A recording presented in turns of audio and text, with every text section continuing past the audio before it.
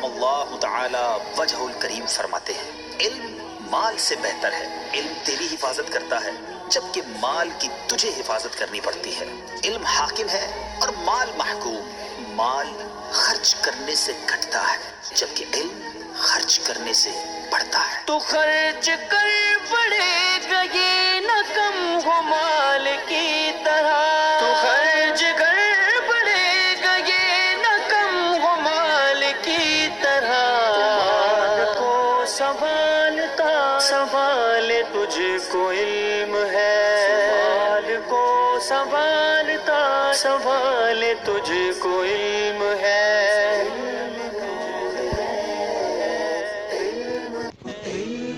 نحمده ونصلي على حبيبه الكريم اما بعد فاعوذ بالله من الشيطان الرجيم بسم الله الرحمن الرحيم الحمد لله عز وجل۔ ہم نصاب الصرف سے مشکل سیغوں کا بیان پڑھ رہے تھے۔ آج ہم انشاءاللہ عز وجل مزید چند مشکل سیغوں کے تعلق سے پڑھیں گے۔ آئیے شروع کرتے ہیں۔ آج ہم سیغہ نمبر 16 سے پڑھیں گے۔ دیکھیے سیغہ نمبر 16 قالین۔ قالین کون سا سیغہ ہے؟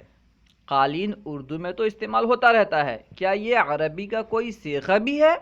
جی ہاں، قالین عربی کا سیغہ بھی ہے۔ آئیے جانتے ہیں قالین کون سا سیغہ ہے۔ قالین صیغہ جمع مذکر اسم فاعل ناقص اسباب ضرب یضرب، دشمنی رکھنے والے، یعنی قالین جو ہے یہ باب ضرب یضرب سے جمع مذکر اسم فاعل کا صیغہ ہے۔ اس کے حروف اصلیہ قاف لام یا ہیں، یعنی یہ ناقص یائی ہے۔ راعینہ والے قاعدے کے تحت تعلیل ہوئی کیونکہ یہ اسم فاعل جمع مذکر کا صیغہ ہے، ٹھیک ہے، تو یہ فاعلینہ کے وزن پر تھا، یعنی قالیینہ تھا، قالیینہ، تو ایک یا کیسے گری؟ بیان کر رہے ہیں کہ راعینہ والے قاعدے کے تحت تعلیل ہوئی، یعنی اصل میں یہ قالیینہ تھا کیونکہ قاعدہ ہے کہ اگر ضمہ کے بعد واو ہو اور اس کے بعد اور ایک واو آ جائے، یا کسرہ کے بعد یا ہو اور اس کے بعد اور ایک یا آ جائے تو انہیں ساکن کر کے گرا دیتے ہیں۔ اسی وجہ سے کیونکہ یہاں پہ کسرہ کے بعد یا تھی، اس کے بعد اور ایک یا تھی، اسی وجہ سے یا کو ساکن کر کے گرا دیا گیا تو قالیینہ سے قالین ہو گیا۔ قرآن پاک میں ہے انی لعملکم من القالین۔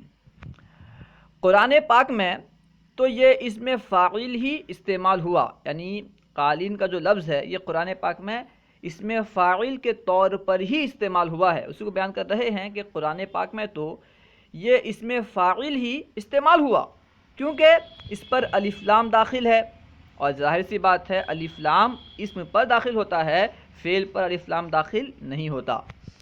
لیکن قالین میں ایک احتمال یہ بھی ہے کہ یہ باب مفاعلہ سے امر حاضر مؤنث کا صیغہ ہو، یعنی قالین کے بارے میں کل 3 احتمالات ہیں۔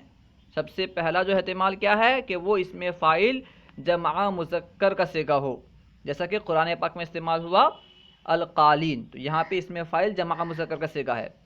دوسرا احتمال بیان کر رہے ہیں کہ یہ باب مفاعلہ سے امر حاضر مؤنث کا صیغہ ہو، ٹھیک ہے، امر حاضر مؤنث کا صیغہ باب مفاعلہ سے آئے گا، جیسے قالا یقالی مقالاتن، امر حاضر آئے گا قالی قالیہ قالو قالی قالیہ قالینہ، ٹھیک ہے، تو قالینہ یہ امر حاضر کا صیغہ ہے۔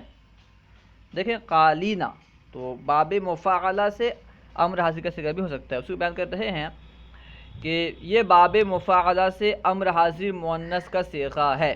اب پھر مؤنث میں کون سا صیغہ؟ مؤنث واحد مؤنث یا جمع مؤنث، دونوں احتمال ہے، ٹھیک ہے، واحد مؤنث کا صیغہ بھی ہو سکتا ہے، جمع مؤنث کا صیغہ بھی ہو سکتا ہے، کیونکہ واحد مؤنث کا صیغہ ہے قالی، دیکھیں قالی قالیہ قالو قالی، اور جمع مؤنث کا صیغہ ہے قالیہ قالینہ۔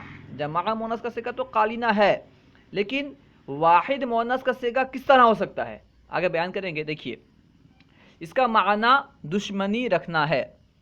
یہ بھی ہو سکتا ہے کہ یہ اس باب سے واحد مؤنث امر حاضر معروف ہو۔ پہلے جو صیغہ بیان کیے وہ جمع کے اعتبار سے تھا، یعنی قالینہ، امر حاضر جمع مؤنث کا صیغہ قالینہ آتا ہے، تو اس اعتبار سے قالینہ جمع مؤنث حاضر کا صیغہ ہو، ٹھیک ہے۔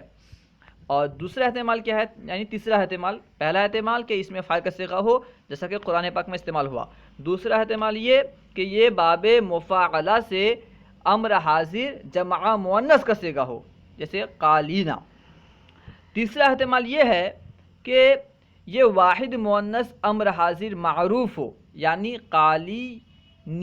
قالینی تھا، کیا تھا؟ قالینی، آخر میں نون وقایا اور یا متکلم تھی، اس کو بیان کرتے ہیں آخر میں نون وقایا اور یا متکلم ہو، وقف کی حالت میں یا متکلم کے گرنے اور نون وقایا کے ساکن ہونے کی وجہ سے قالین پڑھیں گے، کیونکہ آخر میں جب وقف کریں گے تو یا متکلم کو گرا دیں گے اور قالین، نون پہ جو کسرہ ہے اگر ہم وقف کریں گے تو قالین پڑھیں گے، ٹھیک ہے، قالین۔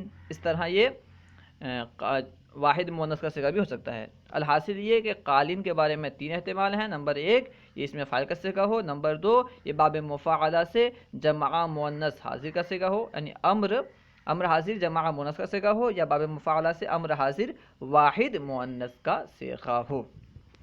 نوٹ، یہ صیغہ مشکل کیوں بنا اس کو بیان کر رہے ہیں۔ نوٹ، اس قسم کے صیغوں میں اس وجہ سے اشکال ہوتا ہے کہ یہ دوسری زبان میں کسی چیز کا نام ہو سکتا ہے، جیسے قالین ایک بچھونے کو کہتے ہیں، قالین اردو میں بچھونے کو کہتے ہیں، ٹھیک ہے۔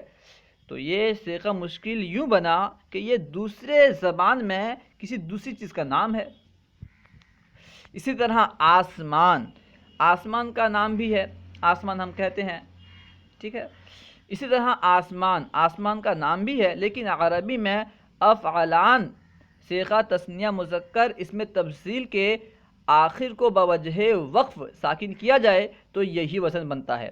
جیسے افعال اس میں تفضیل ہے، تثنیہ کا صیغہ آئے گا افعلانی، تو افعلانی کے آخر کو اگر وقف کی وجہ سے ساکن کر دیا جائے تو آسمان کا وزن بن جاتا ہے۔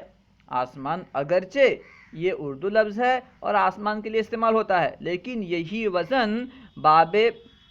وزن اس میں تفضیل کا بن سکتا ہے۔ اس میں تفضیل تثنیہ کے آخر کو جب ساکن کر دیا جائے وقف کی وجہ سے تو آسمان یعنی افعالان وزن بن جائے گا، ٹھیک ہے۔ اس کو بیان کر رہے ہیں کہ اسی طرح آسمان کا نام بھی ہے، لیکن عربی میں افعلانی صیغہ تثنیہ مذکر اس میں تفضیل کے آخر کو بوجہ وقف ساکن کیا جائے تو یہی وزن بنتا ہے۔ نیز یہ باب افعال سے ماضی معروف کا صیغہ تثنیہ مذکر غائب بھی ہو سکتا ہے کہ آخر میں نون وقایا اور یا متکلم ہو، یعنی افعلانی، یا متکلم حذف ہو گئی اور وقف کی وجہ سے نون کا کسرہ گر گیا تو افعلان یعنی آسمان کا وزن پیدا ہو گیا۔ یعنی اس میں جو ہے نا دو احتمال ہے، ایک تو یہ اردو کا لفظ ہے، اردو کا لفظ ہونے کے ساتھ ساتھ اس میں دو احتمال ہے، ایک تو یہ کہ یہ تثنیہ اس میں تفضیل کا صیغہ ہو، تثنیہ اس میں تفضیل کا صیغہ ہوگا تو تثنیہ مذکر اس میں تفضیل کا صیغہ، تو وقف کی وجہ سے آخر کو ساکن کر دیں گے، افعلانی کا وزن یعنی آسمان کا وزن پیدا ہو جائے گا۔ اور دوسرا احتمال یہ ہے کہ یہ باب افعال سے ماضی معروف کا صیغہ ہو، ماضی معروف تثنیہ مذکر غائب کا صیغہ ہو۔ تثنیہ مذکر غائب کا صیغہ کیا آئے گا؟ افعل، جیسے اکرما تو اس طرح افعلا، اس کے بعد آخر میں نون وقایا یا متکلم ملی ہوئی ہو، یا متکلم کو گرا دیں اور وقف کی وجہ سے نون وقایا جو ہے اس کو ساکن کر پڑھیں، تو اس طرح یہ آسمان کا وزن بن جائے گا۔ اس کو بیان کیے کہ نیز یہ باب افعال سے ماضی معروف کا صیغہ تثنیہ مذکر غائب بھی ہو سکتا ہے کہ آخر میں نون وقایا اور یا متکلم ہو، یعنی افعلانی، یا متکلم حذف ہو گئی اور وقف کی وجہ سے نون کا کسرہ گر گیا تو افعلان یعنی آسمان ہو گیا۔ صیغہ نمبر 17 اشدہ۔ اشدہ کون سا صیغہ ہے؟ بلغ اشدہ، یہ عربی محاورہ ہے، عربی میں استعمال ہوتا ہے۔ بلغ اشدہ میں یہ صیغہ شدتن کی جمع ہے، یعنی قوت۔ اشدہ جو ہے یہ شدتن کی جمع ہے جس کا معنی ہے قوت۔ جیسا کہ انعم نعمتن کی جمع ہے، انعم نعمتن کی جمع، اسی طرح اشدہ یہ شدتن کی جمع ہے۔ تفسیر بیضاوی شریف میں اسی طرح لکھا ہے، اس طرح سے مراد یعنی اشدہ جو ہے یہ شدتن کی جمع ہے، جیسا کہ انعم نعمتن کی جمع ہے۔ قاموس یعنی لغت کی ایک کتاب میں اسے اشدو کی جمع بھی لکھا گیا ہے، اشدو کی جمع، اشدہ اشدو کی جمع ہے، ایک لغت میں بھی لکھا ہے، ٹھیک ہے نا۔ ایک تو اس میں ایک قول تو یہ ہے کہ اشدہ جو ہے یہ شدتن بمعنی قوت کی جمع ہے، جیسا کہ تفسیر بیضاوی میں ہے، اور ایک لغت میں یہ لکھا ہے کہ اشدہ یعنی شین کے ضمہ کے ساتھ اشدہ یہ اشدو کی جمع ہے، اس کا معنی بھی قوت ہے، ٹھیک ہے۔ عام طور پر یہ استعمال ہوتا ہے، یہ محاورہ ہے، کوئی شے جب بنیاد کے اعتبار سے مضبوط ہو جائے تو کہا جاتا ہے بلغ اشدہ۔ مثال کے طور پر کوئی بچہ بالغ ہو جائے تو وہ بنیاد کے اعتبار سے کیونکہ مضبوط ہو جاتا ہے، اس لیے کہتے ہیں بلغ اشدہ۔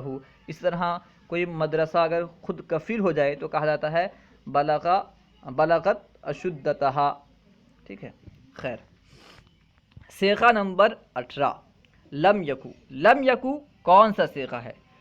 بیان کر رہے ہیں کہ لم یکو اصل میں لم یکن تھا۔ اچھا، لم یکن یعنی لم یکو اگر اصل میں لم یکن تھا تو نون کہاں غائب ہو گیا، اسے بیان کر رہے ہیں۔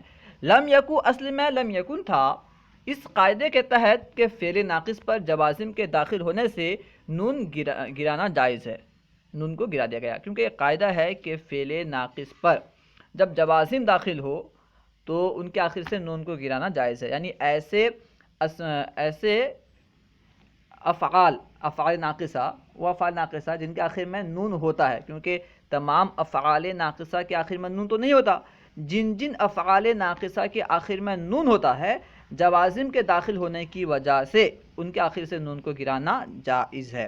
کیونکہ آخر سے نون کو گرانا جائز ہے اس لیے یہاں پر نون کو گرا دیا گیا، تو لم یکن سے لم یکو ہو گیا۔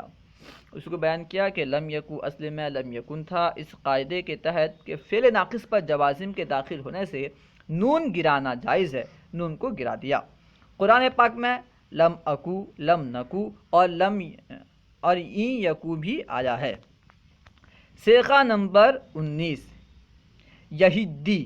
یہدی کون سا صیغہ ہے، کس باب سے ہے، آئیے جانتے ہیں۔